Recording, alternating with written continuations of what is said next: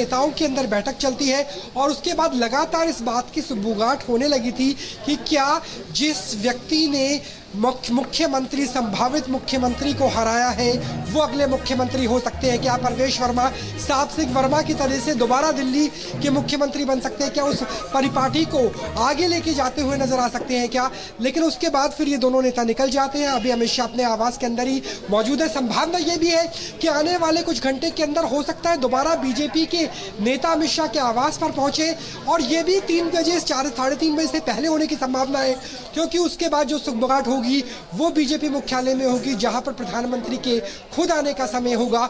लेकिन उससे पहले दिल्ली की ताजपोशी, दिल्ली में क्योंकि 47 के आसपास सीटें हैं जो बीजेपी को मिलती हुई नजर आ रही है, दिल्ली में मुख्यमंत्री का चेहरा कौन हो सकता है, उसको लेकर बैठकों का दौर उसको अब से कुछ देर बाद भी अमित शाह के आवास पर होने की उम्मीद है। जी बिल्कुल, तो राहुल डबास हमारे सहयोगी इस बाबत हमें यहाँ पर जानकारी दे रहे हैं। लेकिन इस बीच हम लगातार जो जश्न की तस्वीरें बीजेपी हेडक्वार्टर्स से सामने आ रही है, कार्यकर्ता जबरदस्त तरीके से उत्साहित हैं, जोश उनमें एकदम हाई नजर आ रहा है। दिवाली भी आज ही मनाई जा रही है, गुलाल जो है वो भी आज ही उड़ाए जा रहे हैं। और ये देखिए, ये कटआउट्स लेकर वहां पर कुछ कार्यकर्ता पहुंचे हुए हैं।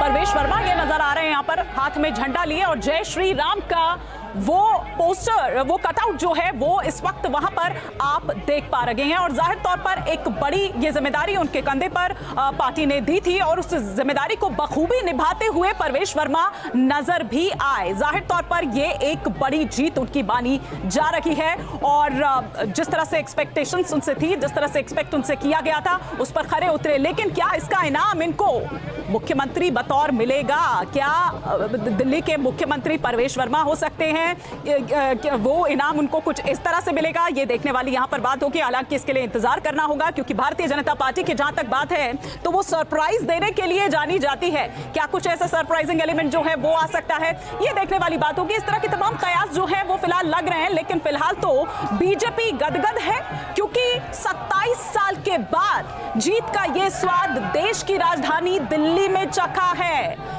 क्योंकि लोकसभा में हम देखते थे कि मोदी जी पर विश्वास जरूर जताते थे, लेकिन वो वोटर जो लोकसभा में भारतीय जनता के पार्टी के पास जाता था, वो विधानसभा में आम आदमी पार्टी के पास आ जाता था। और पिछले 2 बार से लगातार ये जो ट्रेंड है वो हम यहाँ पर देख रहे थे। इस वक्त हम तस्वीरें आपको दिखा रहे हैं उन तमाम कार्यकर्ताओं के बीच। आप परवेश वर्मा को यहाँ पर देख रहे हैं, झंडे, बैनर, पोस्टर लिए, पार्टी का झंडा भी नजर आ रहा है, जय श्री राम का वो कटआउट भी वहां पर नजर आ रहा है। मोदी मोदी के नारे जो हैं वो भी आप यहाँ पर सुन सकते हैं। और कुछ लोग वहां पर ये भी कहते हुए नजर आए कि मुख्यमंत्री तो परवेश वर्मा ही होने चाहिए। ये जो कार्यकर्ता हैं, ये जो उनके सपोर्टर्स हैं, वो वहां पर ये नारेबाजी करते हुए नजर आए। तो ये तस्वीरें इस वक्त हम यहां आपको दिखा रहे हैं।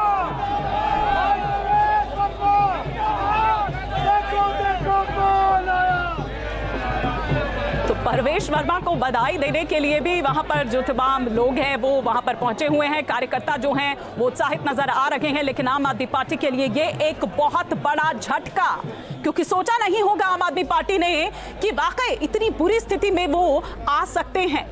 जितना प्रचंड बहुमत लेकर वो 2015 में आए, जिस तरीके से वो 2020 में आए, जिस तरह से जनता ने उन पर एक विश्वास जताया था, उन्हें लग रहा था कि ठीक है सीटें कुछ कम हो सकती है, हो सकता है कि 60 का आंकड़ा वो ना पार कर पाए, लेकिन 55 सीटें तो पक्की है। ये खुद अरविंद केजरीवाल कहते हुए यहाँ पर नजर आ रहे थे। उन्होंने माताओं बहनों से भी ये अपील की कि भाई आप अगर थोड़ा जोर और लगा दें तो ये जो आंकड़ा है वो 60 तक पहुंच जाएगा। लेकिन ये उसके आसपास भी कहीं ठहरता हुआ नजर नहीं आ रहा है। और जाहिर सी बात है कि आत्मचिंतन का वक्त जरूर यहां पर है पार्टी के लिए। और बताया भी जा रहा है कि अब चूंकि अरविंद केजरीवाल अपनी सीट हार चुके हैं, पूर्व डिप्टी सीएम मनीष सिसोदिया की अगर बात करें तो वो अपनी सीट हार चुके हैं और मुलाकात के लिए पहुंचे हैं। अरविंद केजरीवाल और मनीष सिसोदिया की ये मुलाकात हो रही है।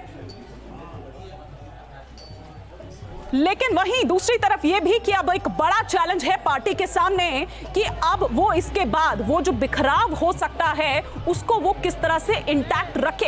ये एक बड़ा सवाल पार्टी के लिए और एक अस्तित्व का सवाल। देखिए, क्योंकि आम आदमी पार्टी थी ही केजरीवाल की वजह से पूरा जो चुनाव लड़ा गया वो उन्हीं की वजह से, उन्हीं के इर्द गिर्द जो है वही लड़ा गया। जब वो जेल में गए तब भी उनके जो वो मैसेजेस हैं वो लगातार सुनीता केजरीवाल द्वारा या आतिशी द्वारा वो तमाम मैसेजेस जो हैं वो जनता के बीच रखे जाते थे। तस्वीरें लगातार हम यहां पर दिखा रखे हैं। जफर इस्लाम इस वक्त हमारे साथ बीजेपी के स्पोक्स पर्सन जुड़ चुके हैं।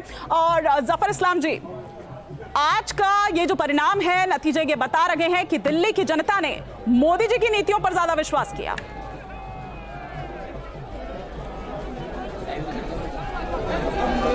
देखिए, बिल्कुल साफ है जो नतीजे अभी दिख रहे हैं, जो रुझान भी दिख रहे हैं और नतीजे में जो तब्दील हो चुके हैं, सबको देखते हुए बिल्कुल साफ दिख रहा है कि दिल्ली की जनता ने जो विश्वास, जो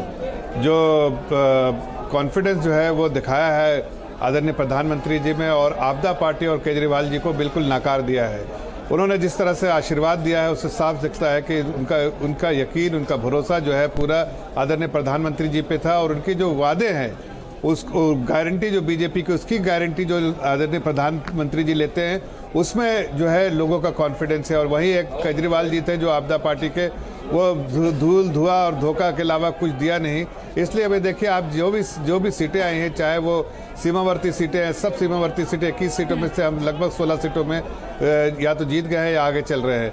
तो इससे समझ में आता है कि हर जगह पर हर वर्ग के लोगों ने, मुस्तफाबाद में भी हम जीते हैं, बहुत अच्छे मार्जिन से आगे बढ़े हुए हैं। तो हर वर्ग के लोगों ने हमें सपोर्ट किया है, हर वर्ग के लोगों ने आशीर्वाद आदरणीय प्रधानमंत्री जी को दिया है, और इसलिए कि उनका भरोसा है प्रधानमंत्री जी पे कि जो कहेंगे वही करेंगे, धरातल पर वही लेकर आएंगे।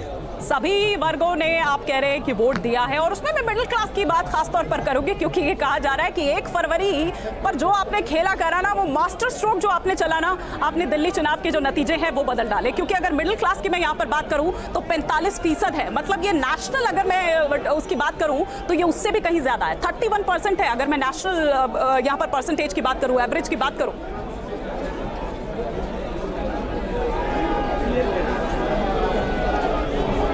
देखिए, मिडिल क्लास को बराबर भरोसा भारतीय जनता पार्टी में रहा है। हमने मिडिल क्लास को बराबर आगे बढ़ाने का काम किया है। अगर किसी एक सरकार ने अगर उनके लिए चिंता की है तो वो आदरणीय प्रधानमंत्री जी की सरकार है, और बराबर हमने उनकी चिंता की है।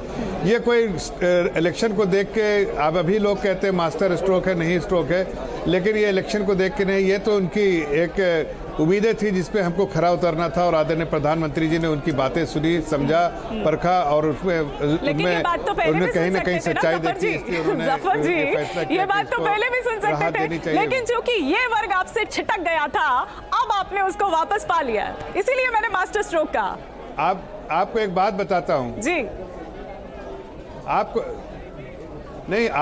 एक बात बताता हूँ कि वाकई इसको इलेक्शन को ध्यान में रख के देना होता तो जनरल इलेक्शन से पहले देख देते ना, इसलिए कि पूरी देश की जनता इसका फायदा उठा रही है। कोई दिल्ली की जनता अकेले तो फायदा उठा नहीं रही है, या महाराष्ट्र है, चार जो स्टेट्स के इलेक्शन तो उसमें हम दे देते हैं, लेकिन हमने कभी ऐसा नहीं किया।